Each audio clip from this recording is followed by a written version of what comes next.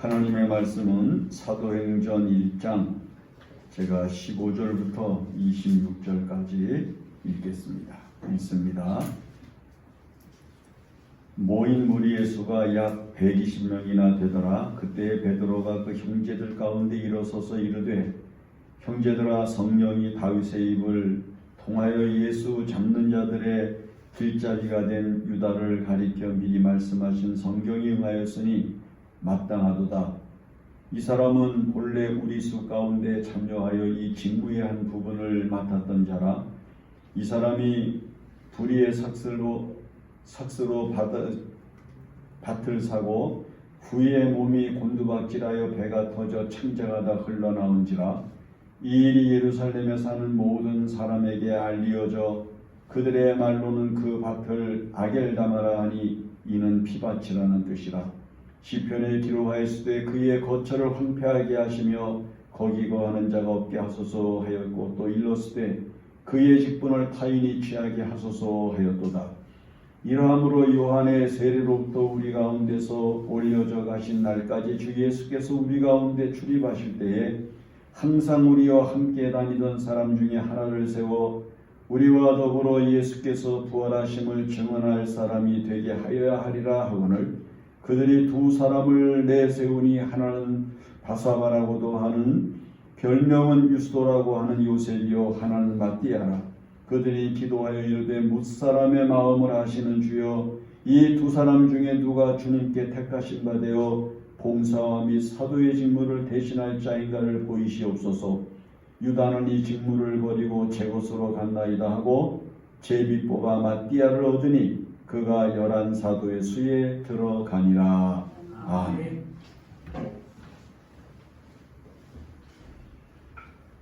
교회에 대한 이해가 각각 사람들마다 다 다르기 때문에 교회는 어떤 곳이다, 교회는 어때야 된다 말들을 많이 하잖아요. 그런데 우리가 오해하고 있는 것을 종합을 해보면 몇 가지가 있습니다. 그 첫째가 뭐냐면, 교회는 친목하고 사교하고 사귀면서 함께 즐거움을 나누는 공동체다라고 하는 생각을 하는 사람들이 있다는 겁니다. 물론 교인들이 함께 모여서 교회를 섬기면서 살아가는 중에 때로 친목도 하고 교제도 하고 또 함께 즐기는 시간도 갖지만은 그것이 교회의 목적은 아닙니다. 그 다음에 두 번째는 교육기관으로 이해하는 의식이 사람들의 마음속에 있습니다. 그래서 학교라고 하는 생각을 가지게 되는데, 교회는 사람 만드는 곳이 아닙니다. 교회는 죄인을 의로써 예수 그리스도를 믿어 구원에 이르게 하는 진리를 선포하고 그 믿음으로 말미암아 자기 자신을 스스로 새롭게 변화시켜 나가는 싸움을 싸우게 하는 것이지, 교회 자체가 사람을 변화시켜서 새 사람 만드는 것, 그것이 아니라 하는 겁니다. 교회는 교육기관이 아니라 하는 것이고요.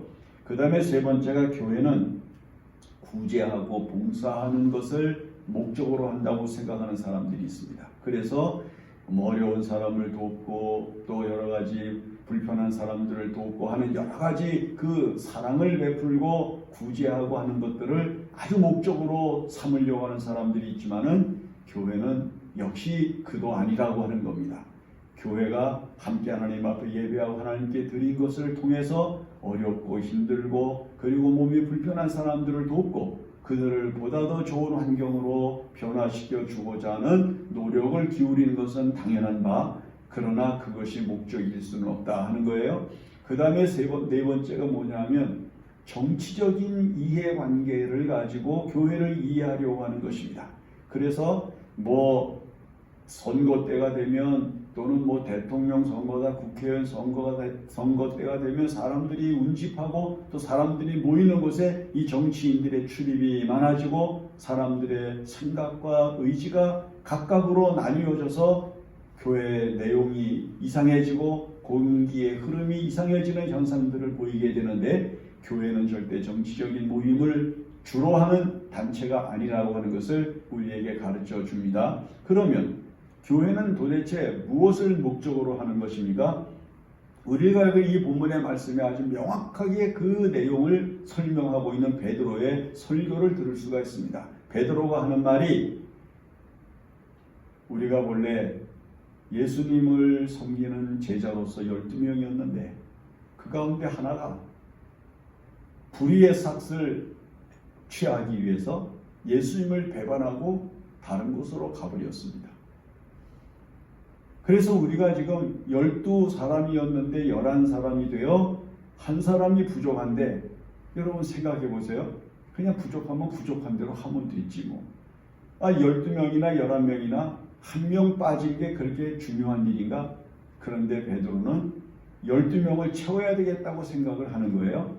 그래서 12명을 채우기 위한 지금 이제 그 문제를 가지고 그 자리에 모여있는 120여 명 교인들에게 설교를 하고 있는 것인데, 베드로가 하는 말이 뭐냐면은 어떤 사람을 뽑아야 되느냐라고 하는 것에서 목적을 이야기합니다.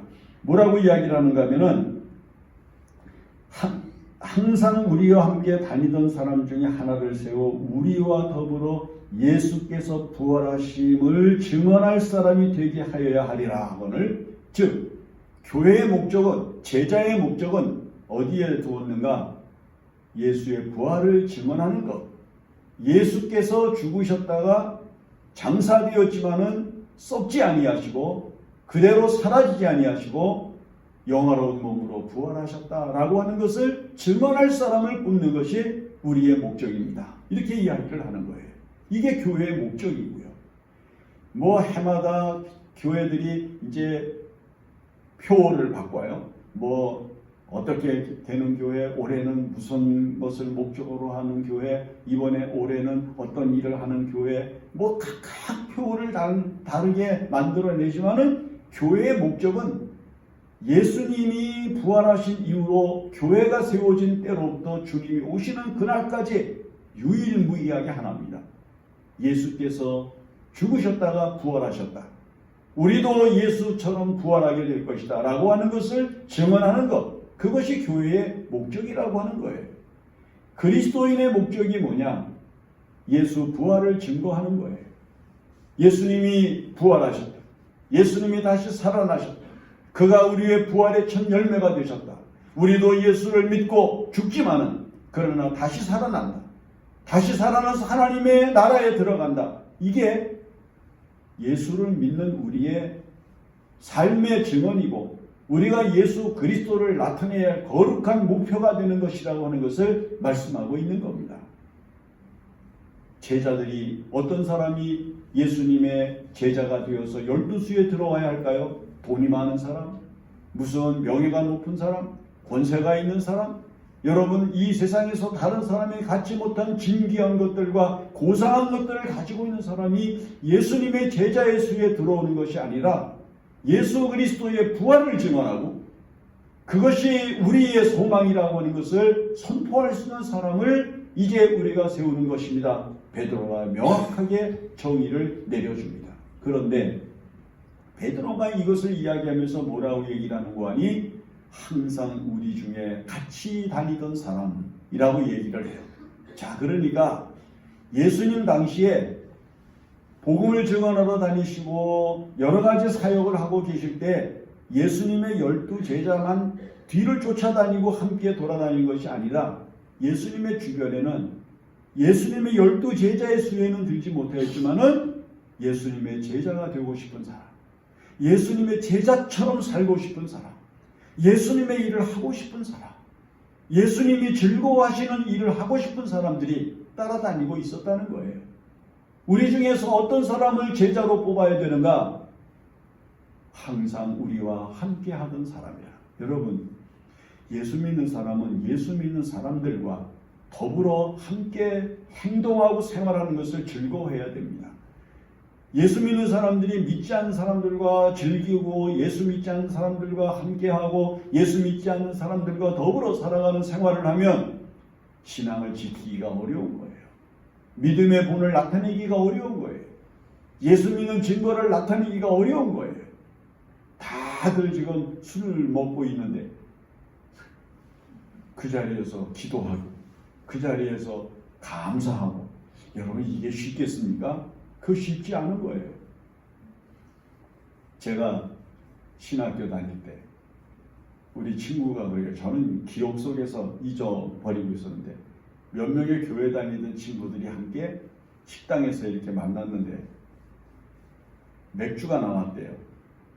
그 다른 친구들은 다 이렇게 먹고 그러는데 다 마시는데 내가 자리를 떠가지고 벌떡 일어나가지고 난 간다 그러고 갔대요. 나는 생각도 안 나. 거기가 술이 나와서 술을 나누는 그 친구들과 더불어 있을 수 있는 자리가 아니라고 생각을 했기 때문에 일어나서 나갔는데 그 다른 친구들이 거기 있던 친구들이 그 이야기하고 있는 친구한테 너니 다음에 저런 목사 되지 마 그러더라는 거예요. 여러분 예수를 믿는다고 하는 것, 예수 그리스도의 부활과 복음을 증거한다고 하는 것, 이게 보통 일이 아닌 거예요. 여러분 죽음을 각오하는 거예요. 홀로 될 수밖에 없는 위치를 감안하는 거예요. 다른 사람들로부터 외면당할 수 있는 고독함을 받아들일 수 있어야 되는 거예요. 여러분 예수 그리스도의 제자가 된다고 하는 것은 곧 죽음을 받아들일 수 있는 마음과 믿음을 가지고 있다고 하는 것을 증거하는 거예요. 그래서 결국은 예수님의 12제자 마띠아까지도 순교의 길을 걸어가는 그런 장엄한 일을 당하게 된 것을 우리가 역사를 통해서 볼 수 있게 되는 거죠. 제자의 목적이 뭐예요? 여러분 예수 증거하는 거예요. 예수의 부활을 선포하는 거예요. 예수 부활을 증언하는 거예요. 그래서 일제시대의 의사였던 박관준이라고 하는 의사가 있었는데 그분은 교회의 장로였는데 그분은 이제 명함을 좀 크게 만들어 가지고 다녔는데 그분은 일제시대 때 명함에다가 의사 박관준 이렇게 써야 되잖아요. 세상에 그 당시에 의사는 얼마나 고귀한 직분이었겠습니까? 그런데 그는 뭐라고 명함에다 썼는 거 아니? 부활 증인 박관준 이렇게 썼다는 거예요. 그 명함에다가 의사라고 하는 자기 직업을 쓰지 아니하고 부활 증인 박관준 이렇게 썼다는 거예요. 놀라운 일 아니에요? 여러분 우리가 오늘 예수님의 제자가 되고 그리스도인이 된 거룩한 감동을 무엇으로 나타내야 되는가? 다른 사람들에게 예수의 부활을 증언하고 다른 사람들에게 구원의 소식을 선포하고 다른 사람들로 하여금 예수를 믿게 하는 진리를 나타내는 게 바로 우리 그리스도인이 된 목적이며 우리가 해야 될 거룩한 사역이라고 하는 것을 기억하면서 살아야 됩니다. 오늘 여러분들이 예수를 증언하시기를 바랍니다. 제가 엘리베이터를 타면서 여기서도 가끔 이제 만나는 이 건물 안에 있는 사람들을 만나면 교회를 다니느냐고 물어보고 예수 믿느냐고 물어보면 놀랍게도요 안 다녀본 사람들이 그렇게 많더라고요. 여러분 보세요. 지금 우리나라 약 80% 내지 85% 이상 국민은 예수 안 믿는 사람들이거든요. 그 사람들에게 예수의 부활을 증언해야 할 사명, 우리 그리스도인들의 사명이며 우리가 제자된 목적이며 우리를 먼저 부르신 하나님의 뜻이거든요. 그러므로 여러분 예수 그리스도의 부활을 증언하는 즐거움으로 여러분들의 인생의 삶의 목적과 거룩한 즐거움을 삼으셔야 합니다. 그래서 여러분들을 통해서 구원받는 사람들이 일어나야 되고 열매가 돼야 되는 겁니다. 그 다음에 또 한 가지는 보세요. 베드로가 뭐라고 얘기를 하는 거 아니? 그런 이제 목적을 이야기한 다음에 이제 사람들의 마음이 하나가 돼야 되는데 어떻게 하나 될 마음을 만들어내겠어요? 인간이 인간의 마음을 어떻게 헤집고 들어가서 하나님의 뜻에 합당하고 마땅한 사람을 선택할 수가 있겠어요? 그래서 이제 베드로가 제일 먼저 한 것이 뭐냐면은 목적을 이야기한 다음에 기도합시다. 그거예요. 여러분 여기 보면 뭐라고 얘기하는 거 아니? 이렇게 말씀합니다. 24절에 그들이 기도하여 이르되 무사람의 마음을 아시는 주여. 여러분 사람의 마음을 아시는 주님께서 이 일을 이루시고 이 일이 이루어지게 하시고 이 일로 말미암아 하나님의 교회가 원하는 영광스러운 일이 만들어지고 하나님을 즐겁게 하는 거룩한 일이 이루어지게 될 것을 기대하면서 제일 먼저 사람이 할 수 있는 것 가운데 최선의 일이 뭐냐면 기도하는 것이었다는 거예요. 기도하는 것. 그래서 여러분, 그리스도인은 기도하는 거예요. 다른 집에 방문을 가면 제일 먼저 여러분들 무엇을 합니까? 그 집이 평안하기를 기도합니다. 사람을 제일 먼저 만나면 여러분들은 무엇을 합니까? 기도하는 거예요. 여러분, 어떤 일을 하고자 할 때면 여러분들이 제일 먼저 무엇을 합니까? 먼저 하나님 앞에 기도하는 거예요. 이게 기도하는 습관이 먼저 들어 있지 아니하면 어떤 사람은 입에다 밥을 넣고도 아차 기도 안 했구나. 그래서 나는 입에다가 밥을 넣고 물고서는 기도하는 사람도 봤어요. 여러분, 기도는 습관이에요. 믿음으로 기도하는 것. 하나님의 은혜를 구할 수 있는 거룩한 감동을 먼저 하나님께 부탁하고 하나님께서 사람이 하나님의 거룩한 뜻을 나타내려고 하는 정의를 실현하기 위하여 도움을 주실 것을 확신하면서 하나님 앞에 기도하는 거예요. 기도하는 것. 제가 이야기도 한 바 있지만 제가 한 번은 마트에 가가지고 그 이렇게 찍어주는 거 있잖아요. 서비스로다가. 그 서비스를 이렇게 찍어주는데 그걸 제가 하나 집어가지고 그 앞에서 기도를 했어요. 그랬더니 거기 있던 여자분이 판매원이 뭐라는 거니? 나는 서비스 음식을 먹으면서 기도하는 사람은 처음 봤네. 쟤 들으라고 그렇게 얘기를 하더라고요. 여러분, 습관이에요. 여러분, 커피 같은 거 자판기에서 커피를 이렇게 뽑잖아요. 그럼 커피를 마시기 전에 당연히 기도가 되잖아요. 기도가 안 되는 게 이상하잖아요. 우리는 범사에 무슨 일을 하든지 어떻게 하든지 먼저 기도가 시작이 되는 거예요. 기도합시다. 기도합시다. 옛날에 저희 장인 어르신은 같이 이렇게 밥상에 앉잖아요. 그 누구한테 기도해봐라. 너 이번에는 기도해라. 얘기도 안 하시고 그냥 먼저 기도부터 시작을 하시는 거예요. 그러니까 다 같이 앉아가지고서는 기도할 수밖에 없는 거예요. 기도하고 먹는 거예요. 음식을 먹을 때 기도하고 책을 볼 때 기도하고 어디 갈 때 기도하고 내릴 때 감사하고. 여러분, 버스 같은 거 타고 그럴 때에는 맨 앞에 타가지고 하나님, 제가 지금 맨 앞에 있습니다. 저를 사랑하신 하나님께서 사고 나지 않게 평안히 가게 해달라고 기도하고. 여러분, 그렇게 사는 거예요. 베드로가 하나님 앞에서 이제 이 중대한 일을 앞에 놓고 하나님 앞에 기도하는 거예요. 미국이 위대함을 나타낼 수 있었던 모든 사건 앞에는 하나님 앞에 기도하는 게 있었어요. 아이젠하워 대통령이 되기 전 노르만디 상륙 작전을 앞에 두고 하나님 앞에 기도한 기도의 내용을 보면요, 얼마나 정말 간절했는지 알 수가 없어요.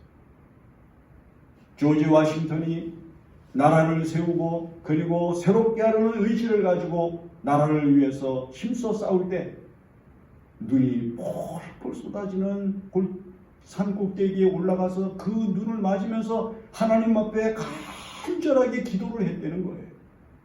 나라를 위해서 기도하고 자기의 가정을 위해서 기도하고 그리고 교회를 위해서 기도하고 얼마나 기도 소리가 왕창하게 울리는 건지 우리가 깊이 생각하는 거룩한 마음을 가지고 기도하는 내용에 대하여 깊이 숙고를 할 수밖에 없는 겁니다. 요즘은 많이 사라졌죠. 옛날에는 저기 경창동 뒤에 가면 삼각산 올라가는 데가 있어요. 그런데 산을 이렇게 올라가다 보면 곳곳에 바위 위에서 나무 둥치 밑에서 하나님 앞에 소리를 내서 울면서 기도하는 사람들의 기도 소리가 얼마나 크게 들렸는지 몰라요. 그게 70년대, 80년대 한국 교회를 살리고 한국 교회를 부흥하게 하고 한국 사회를 안정되게 하는 거룩한 능력이었던 것이거든요. 하나님께 기도하는 것. 여러분, 무슨 일을 하든지 기도로 시작해야 됩니다. 어떤 일을 하든지 기도로 먼저 하나님께 하려고 시작을 해야 됩니다. 어디를 가거든 먼저 하나님 앞에 기도하고 출발해야 됩니다. 여러분, 무엇을 먹든지 먼저 하나님 앞에 감사 기도하고 하나님 앞에서 축사하신 주님의 뜻을 따라 기적이 일어날 것을 기대하는 소망을 가지고 기도하면서 살아가야만 합니다. 그리스도인은 기도로 시작해서 기도로 끝나는 인생을 살아갈 수 있는 거룩한 힘으로 살아가는 존재입니다. 여러분, 그리스도인이 이 세상을 무슨 힘으로 삽니까? 기도의 힘으로 사는 거예요. 지치고 피곤하고 힘들고 괴롭더라도 기도하고 나면 또 새 힘을 얻고, 또 슬프고 억울한 일을 당해서도 하나님 앞에 나와서 통곡하면서 울부짖으며 기도하고 나면 위로가 되고 또다시 새 힘을 얻고, 눈물의 골짜기를 지나가면서 힘들고 괴로우면 잠시 하나님 앞에 눈을 감고 기도하면서 은혜를 구하는 가운데 다시 새 힘을 채워주시는 성령의 감동을 가지고 이 세상을 살아가는 것, 이게 바로 그리스도인의 힘이에요. 저는 그리스도인들이 이 세상에서 물질이나 또는 세상의 명예나 자기의 어떤 직업이나 이런 것 가지고 잘 산다고 말하는 사람을 못 봤어요. 다 기도의 힘으로 산다는 것을 간증하고, 기도의 힘으로 산다고 하는 것을 고백하고, 기도의 힘으로 산다고 하는 것을 확신하면서 살아가고 있는 삶의 모습을 보게 되는 겁니다. 이게 대학 입시가 이제 수학능력 시험에 가까워지고 있잖아요. 여러분, 교회에 사람들이 많아지기 시작해. 왜? 기도하라. 자식들을 위해서 기도하라. 본인들이 기도하는 게 아니라 자식들을 위해서 기도하러 오는 사람들이 많아요. 제가 저기 도봉산 그 우이동에서 이렇게 올라가는데 거기 절간이 하나 있어요. 제가 수학능력 시험이 이제 가까웠던 어느 한 겨울에 제가 한번 불교는 어떻게 하는가 하고 구경을 한번 가봤어요. 밤 2시쯤. 조계사가 아니라 거기 지금 절간 생각이 안 나요. 근데 그 절에 올라갔는데 바닥이요, 평평한 대리석으로 깔려있는 그 산 위에 앞에 불상이 하나 있고요. 진눈깨비가 쏟아지고 있는 날이었는데 나는 사람이 그렇게 많이 올라와서 자식들을 위해서 기도하고 있는 모습을 보고요. 기도는 교회만 하는 게 아니구나. 그리스도인들만 하는 게 아니구나. 세상에 불교인들도 이렇게 기도를 하는구나. 깜짝 놀랐어요. 그 진눈깨비를 맞으면서 얼마나 기도하는지 몰라요. 우리는 그냥 눈 감고 기도하잖아요. 그 사람들이 일어났다 앉았다 엎드렸다 절을 하면서 계속 기도를 하는 거예요. 여러분, 세상 사람들도 위급한 때가 되고 간절한 때가 되면 그렇게 기도하는데 우리 그리스도인들이 왜 기도를 아니하겠습니까? 항상 기도에 힘쓰고 기도를 즐거워하고 기도하는 것을 생명같이 여기면서 살아가면 하나님의 능력과 영광이 우리의 도움이 되는 것입니다. 그 다음에 세 번째 보세요. 이제 방법을 베드로가 얘기를 해요. 교회의 방법이 바로 이 방법입니다. 두 사람이 천거가 됐어요. 항상 제자들과 더불어 다니면서 예수님의 그림자같이 행동을 했던 사람들 가운데 두 사람이 유스도라고 하는 요셉, 또 하나는 마띠아라고 하는 사람이, 두 사람이 천거가 됐는데 여러분, 지지하는 사람들이 각각 있지 않았겠어요? 자, 이걸 어떻게 해요? 둘 중에 하나가 되면 한쪽은 섭섭할 것이고 그 다음에 한쪽은 마음이 상처가 될 터인데, 그래서 그들이 선택한 것이 뭐냐면 구약에서부터 내려온 제비 뽑는 방법을 통해서 마띠아를 선택하는 일을 결정하게 됐던 것이죠. 사람들의 마음이 갈라질 수 있어요. 나누어질 수 있어요. 한쪽은 섭섭한 마음이 들 수가 있어요. 그러나 이 제비를 뽑아서 마띠아를 얻은 후에 여러분, 교회는 평안했고 안정되었고 그리고 조용했습니다. 왜요? 떨어진 쪽에서 지지하던 사람들이 실패를 했지만은 이게 하나님의 뜻이야. 하나님의 뜻은 저 마띠아에게 있어. 그렇게 생각을 하고 모두 자기의 의지를 포기하고 자기의 생각을 내려놓고 그리고 된 일에 대하여 하나님의 뜻을 알고 감사하는 마음을 가졌기 때문인 거죠. 결정된 일에 대하여 불평하고 불만하고 그 다음에 억울해하는 것이 아니라 이게 하나님의 뜻입니다라고 겸허히 그 뜻을 수용하고, 그리고 자기가 지지하던 사람이 떨어졌음에도 불구하고 사람들이 된 사람 쪽을 향하여 겸허하게 순응해지고 순복해 줌으로써 하나님의 교회가 평화롭고 안정된 교회를 세울 수 있는 거룩한 틀을 만들게 되었다는 것을 이야기해 주는 거죠.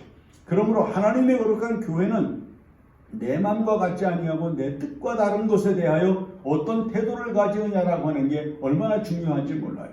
여러분, 지금 대한민국 이게 매일같이 신문을 보면 길거리에 보면 또는 뉴스를 보고 그러면 맨날 지도자에 대해서 불평하고 원망하고 탄핵을 하는데 별소리가 다 나오는.